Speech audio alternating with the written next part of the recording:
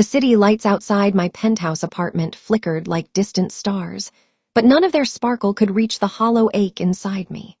I stood by the floor-to-ceiling window, the cold glass pressing against my palms, watching Ethan's car disappear into the dark streets below. I had thought I knew the world, knew love, knew myself, but the past week had proven me catastrophically wrong. It started innocuously enough, him. Michael, smooth, charming, and poisonous in a way I didn't recognize until it was too late. A colleague at a corporate gala, someone who made my pulse skip with a glance, whispered promises that made my heart ache in ways Ethan never had, or so I thought. I remembered the warmth of Ethan's hand on mine that morning. His smile, soft and hesitant, as if he knew the storm I was hiding from the world. I'd almost forgotten what genuine love felt like amidst the whirlwind of deceit. And then Michael had arrived, with a grin I now associate with greed, offering me a life I didn't need. A life I already had, if only I had remembered to cherish it. "I can make you happy, Sophie," he had said, his voice silk over steel. "You deserve more than him, more than this mundane life." The memory twisted in my stomach. I had almost believed him. Almost. But Ethan, oh, Ethan. He wasn't loud or flashy. He wasn't the kind of man to make grand declarations or empty promises. Yet when I looked at him, I felt seen. He saw me, the real me, the messy, fragile, imperfect Sophie. And somehow I had almost traded that for a golden illusion. I glanced at my reflection in the glass. My makeup was streaked. Tears had traced delicate lines down my cheeks. My chest tightened as guilt clawed at me. I had betrayed him. Not physically, not entirely, but my heart had wavered. And now I was left with the ruins of my own choices. Then the phone rang. My hand shook as I picked it up. "Sophie," Ethan's voice, calm yet trembling slightly, cut through the silence. I could hear the quiet hum of his car engine in the background. I, my voice faltered. How could I explain the temptation, the lapse in my judgment? "Hey," he said softly, like he always did, grounding me. "I know what happened with Michael." My breath caught. You know." "I never didn't," he said, and there was a pause, a weight in his words that made my chest ache. "I trusted you, and I still do, but you need to be honest with me, with yourself." I swallowed hard. The shame burned hotter than I expected. I almost let him seduce me. I didn't, Ethan, I swear I didn't. "I know." His voice cracked slightly now, and I imagined him gripping the steering wheel, the tension coiling in his jaw. "That's why I need you to promise me something. Promise me you won't let temptation blind you again. Not for him, not for anyone." "I promise," I whispered, tears spilling again. "I'll never." "Good," he interrupted gently, as if he could sense the storm still raging inside me. "Because I can't lose you. Not now, not ever." For the first time that evening, I allowed myself to breathe. The betrayal was there, yes. The mistake had almost happened. But the truth was undeniable. Ethan's love was steady, unwavering, and somehow, even after everything, it had survived. I sank onto the plush sofa, letting the silence envelop me. I could still feel the weight of what almost happened, the sharp pangs of guilt, but beneath it all was a slow, steady pulse of hope. Ethan wasn't just a husband. He was my anchor. And maybe, just maybe, we could rebuild the trust I had nearly destroyed. Outside, the city continued its restless dance, oblivious to our small, fragile world. And inside, I pressed my forehead to the cool glass, whispering into the night. "I'll be better, I promise. I'll fight for us, for you." Somewhere in the darkness, I felt it, our hearts beating in quiet, fractured harmony. And though the road ahead would be treacherous, tangled with lies, greed, and the ghosts of what could have been, for the first time, I believed we might find our way back to each other. I sat in my car, the engine off, gripping the steering wheel like it was the only thing keeping me tethered to reality. Michael had made a fatal mistake thinking Sophie was his prize, thinking I wouldn't notice. He thought seduction was a game, but he didn't know me. He didn't know Sophie. And most importantly, he didn't know what happens when a man who loves someone with everything he has decides to protect what's his. My phone buzzed. It was Sophie. Her text was short, simple, but it made my chest tighten. I'm sorry. I almost let him. I exhaled, a mix of frustration and relief. I wanted to yell, to scream at the betrayal, yet a deep part of me knew she hadn't crossed the line. Not fully, not truly. But the thought that she almost did it burned. I leaned back, remembering the night I first met Michael. Smug, arrogant, a man who thought money and charm could bend reality to his will. He didn't see me as a person. He saw Sophie as a stepping stone, a ticket to luxury. But I had plans of my own. I pulled out my phone and dialed an old contact, someone who knew the ins and outs of Michael's life, his debts, and the schemes he'd kept hidden. Yes, a familiar voice answered. Everything, I said, my voice low and deliberate. I want everything Michael has. Assets, accounts, any property he thinks he owns.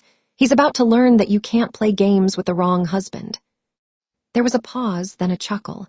Ethan, this isn't just a financial hit. You're going all in. I've never been more serious in my life, I said. After I hung up, I looked at the night sky. Sophie's face appeared in my mind, tear-streaked and vulnerable.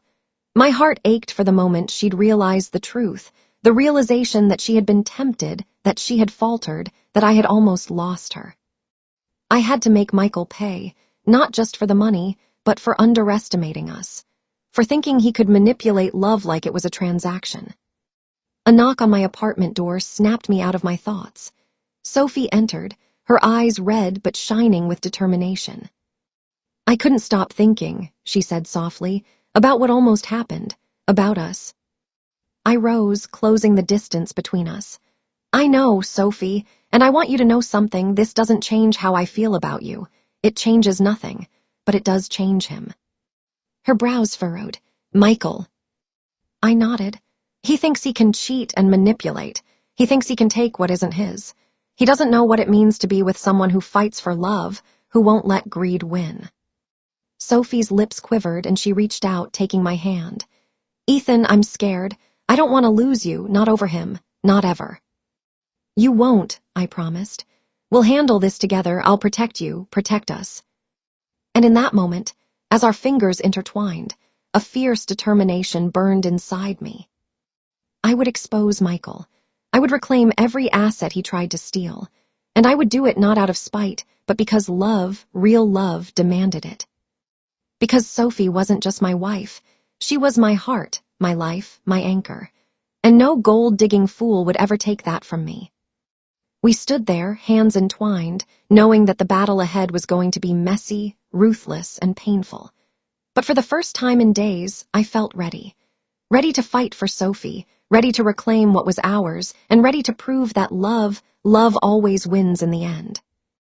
Sophie's heels clicked sharply against the marble floor of the corporate lobby, a rhythm that echoed my own heartbeat. I followed closely, keeping a careful distance, not out of doubt, but strategy. Michael was somewhere in this building, smugly convinced he could still manipulate the situation, and I wasn't about to let him. Sophie's hand brushed mine as we passed the elevators. The touch was electric, a reminder of what was at stake. She looked up at me, eyes wide, vulnerable, yet defiant. I hate that he made me doubt myself, she whispered, voice trembling. I hate that I almost let him take what we have. I stopped, turning to face her. Sophie, look at me, you didn't let him, and that's what matters. What you feel, what almost happened, doesn't define you. What defines you is that you chose us. You chose love. Her lips quivered, and she pressed them together, fighting the tears. I pulled her into an embrace, holding her tight. The city lights filtered through the glass, painting her face in golden hues. In that moment, I saw everything I was fighting for, everything worth protecting. But there was no time to linger. Michael appeared at the far end of the lobby, his smug grin twisting into a scowl as he saw us together. He took a step forward, hand outstretched as if he could claim Sophie with a gesture. Sophie, he called, his voice dripping with false charm. We need to talk, I stepped forward, my hand gripping Sophie's shoulder gently but firmly. Stop! She's not yours, she never was. Michael laughed, sharp and bitter. You think you can stop me? She's mine. She'll see reason. She'll realize what she could have if she was with someone successful, wealthy. I felt Sophie tense against me, but I kept my voice calm, steady, deadly. Success isn't measured in money or manipulation. She's mine because I fight for her, because I love her. And you've got nothing but lies and greed. His face twisted in anger, and I saw the first crack in his confident facade. He had underestimated me. He had underestimated what love truly meant. Sophie stepped forward, her voice stronger than I expected. Michael, you're not taking anything from me. You never have. You manipulated me and she swallowed hard. I almost believed you, but I don't anymore, not now, not ever. I felt a surge of pride and relief, but Michael wasn't finished. He lunged toward us, a last desperate attempt. I stepped in front of Sophie, my body a shield, my voice low and lethal. You touch her, and you'll regret it, every second of every day. He faltered, seeing the steel in my eyes, and for a moment I thought he might retreat. But then came the phone call, a message I had set in motion earlier. My private investigator had uncovered Michael's hidden transfers, the offshore accounts, the lies he'd spun to everyone around him. The moment he saw that truth laid bare on the screen, his confidence crumbled. What no, this is, he stuttered, panic flooding his features. I stepped closer, voice cold as ice. This is reality, Michael. You gambled with my life, my wife, and my family, and now you've lost. Sophie's hand found mine again, fingers lacing tightly with mine. The warmth, the connection, it grounded me, reminded me why we fought, why we endured, and why love, real, raw, unshakable love, was the only thing that mattered. Michael backed away, defeated, and for the first time I saw fear in his eyes. The gold digger groom had finally realized that no money, no charm, no manipulation could touch what we had. Sophie leaned her head against my shoulder, whispering, "Thank you for not giving up on me, on us." I kissed the top of her head, heart swelling with relief and love. I'll never give up on you, never. And as we walked away, leaving Michael and his empty threats behind, I knew one thing with certainty. Whatever storms came, whatever betrayals tried to shake us, Sophie and I would always find our way back. Together. The apartment felt too quiet. The city hummed below us, but inside, a different storm raged. Sophie sat on the edge of the sofa, knees drawn to her chest, staring at the floor as if the answer to everything lay in the grain of the wood. I leaned against the doorway, arms crossed, watching her.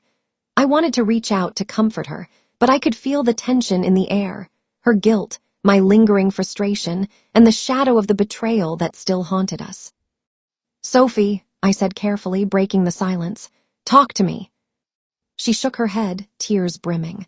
I don't know if I can explain it. It's not Michael, not really. It's me. I let my mind wander. I let temptation creep in, even after everything." I walked over and sat beside her, placing a hand over hers. "You didn't act on it. That matters. I need you to understand it's normal to feel doubt, to feel temptation. It doesn't make you weak. It makes you human." Her eyes glistened with tears. "But it hurt you. I hurt you. And what if I do it again? What if I'm not enough?" "You're more than enough," I said firmly, cupping her face in my hands. "I've seen the way you fight for us, the way you love even when you doubt yourself. That's who you are, and that's what I fell in love with. Not the mistakes, not the almosts, but the truth in your heart." She let out a shaky breath, leaning into my touch. But before we could find comfort, my phone buzzed. A text from my lawyer lit up the screen, urgent. Sophie's father, fraud in family trust, must discuss immediately. I frowned, showing Sophie the message. Her eyes widened, and I saw the color drain from her face. "Father," she whispered, her voice trembling. What kind of fraud?" "I don't know yet," I admitted. "But we need to handle this together. Whatever it is, I won't let it destroy us or you." Sophie nodded, biting her lip. I should have told you sooner. I knew there were irregularities, small things, but I thought I could manage it alone." "Alone," I said softly, brushing a stray hair from her face. "You don't have to face anything alone, Sophie. Not ever. We face it together." Her eyes shone with a mix of relief and shame. I almost lost myself in thinking I had to protect my family's secrets without you, and now it almost drove a wedge between us. I pulled her into my arms, feeling the tension slowly ease. You didn't lose me. Not now, not ever. But we need to be honest always. No more almosts. No more shadows between us. We sat like that for a long while, letting the weight of everything settle. Outside, the city lights flickered like tiny promises, and inside I felt something stronger, our bond, tested but unbroken, resilient against the betrayals and secrets threatening to pull us apart. Then Sophie whispered, her voice barely audible, I'm scared of losing you, of losing us. You won't, I said, pressing my forehead to hers. Whatever comes, we'll face it, together, always together. For the first time in days, the storm inside us calmed. We didn't have all the answers yet, and the battles weren't over, but we had each other. And in that fragile, beautiful truth, I realized something. Love isn't about perfection. It's about choosing each other over and over, even when the world conspires to tear you apart. And for Sophie and me, that choice would be the anchor that carried us through the darkest nights. The courtroom was silent, save for the soft shuffle of papers and the occasional cough. I stood beside Sophie, holding her hand tightly, feeling the warmth of her fingers against mine. We had faced the storm, Michael's schemes, the family fraud, and the almost shattering betrayals, but this was the final act. Sophie's eyes met mine, a mix of fear and courage reflecting in their depths. Ethan, are we ready for this? She whispered. We've never been more ready, I said, squeezing her hand. Together, always together. Michael sat across the room, his confident facade crumbling as the evidence laid bare his deceit. Offshore accounts, forged documents, secret transactions, all exposed. He had gambled with greed, manipulation, and lies, but he had forgotten one thing. Love cannot be bought, nor can it be controlled. The judge's gavel echoed through the room. Based on the evidence presented, all assets transferred by Sophie under duress or manipulation are hereby returned to her. Michael has been found guilty of fraud and coercion. I felt Sophie exhale, a trembling sigh of relief. Her head leaned into my shoulder, and I pressed a kiss to her temple. We did it, she murmured. Yes, I said, voice thick with emotion. We did it together. After the courtroom emptied, we walked through the city streets, the evening lights reflecting off the wet pavement from a light rain. The city smelled of fresh rain and possibility, a new beginning waiting just for us. Sophie stopped in the middle of the sidewalk, turning to face me. Ethan, I'm so sorry for everything. For the doubts, the almosts, for ever making you feel like you could lose me. I cupped her face gently. You didn't make me feel that way. Life did. Temptation did, but we survived it. We fought for us, and that's what matters. You're my wife, my heart, my everything. Tears welled in her eyes, but this time they weren't just for fear or guilt. They were tears of love, of relief, of the weight lifted from our shoulders. I love you, she whispered, voice raw and beautiful. And I love you, I said, pulling her close. The city around us blurred, leaving only the warmth of her body against mine. Nothing can ever change that. We kissed then, slowly, fully, as if sealing every unspoken promise between us. The world could have thrown lies, betrayal, and greed at us, but we had reclaimed something far greater, trust, love, and the certainty that we belonged to each other. Later, in our apartment, Sophie rested her head on my chest as we watched the city lights twinkle through the window. Do you think we'll ever be tested like that again? I stroked her hair, smiling softly. Maybe. Life has a way of testing love, but we'll always have each other, and that's enough, always enough. And as the night wrapped around us, the city buzzing quietly below, I realized something profound. Love isn't about never faltering. It's about standing together when the world tries to pull you apart. It's about forgiveness, trust, and the courage to fight for each other, every single day. Sophie lifted her gaze to mine, a small smile on her lips. We're home, she whispered. Yes, I said, holding her close. We're finally home.